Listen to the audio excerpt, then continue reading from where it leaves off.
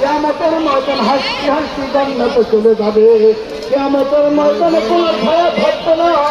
এই জাকিরের মাথার উপরে আরো ছেড়ে ছায়া পড়বে।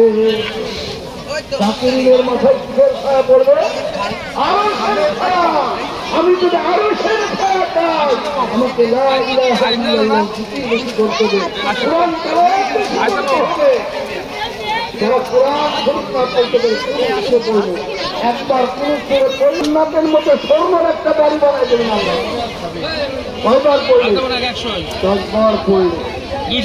আল্লাহ রাসূল বলেন যে ব্যক্তি সূরা বেশি পড়বে, সূরা ইখলাস ঈশ্বর জান্নাতে নিয়ে যাবে।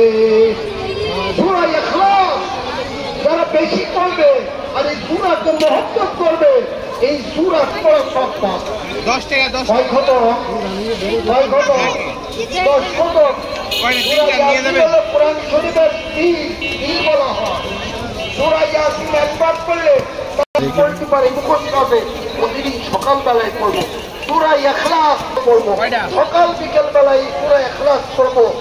কোনো নবীও না, কোনো ওলিও না, কোরআন যে ব্যক্তি পড়বে কোরআন তাকে সুপারিশ করে জান্নাতে নিয়ে যাবে। আর যারা কোরআন শিখবে না, কোরআন পড়বে না, এই মানুষগুলো জান্নাতে যাবে না। আল্লাহ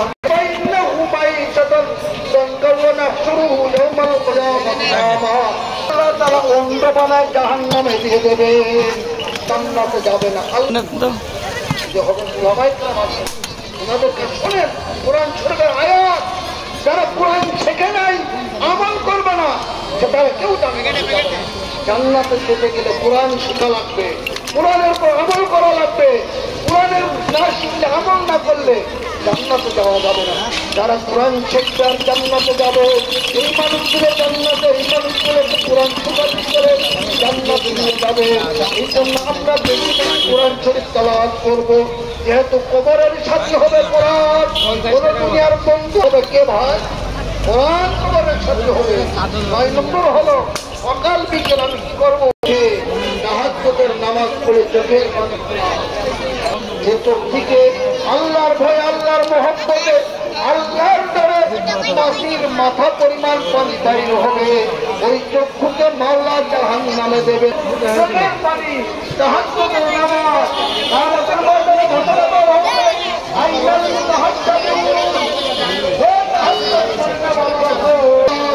জান্নাতে চলে যাও। তোমরা ক্ষেত্রে মানুষ ঘুমায় আসলে আর তোমরা আমার দরবারে উঠে উঠে কান্নাকাটি করেছিলে, যাও তোমরা জান্নাতে চলে যাও। তারা তাহাজ্জুদের রস্ত হলো এই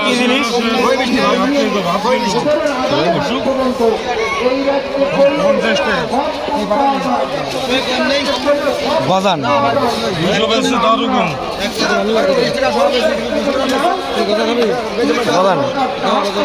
তাহলে হলো অত নিস না, কম নেই, বাড়ি জন্য নেই, 100 দেন আর কথা দেন।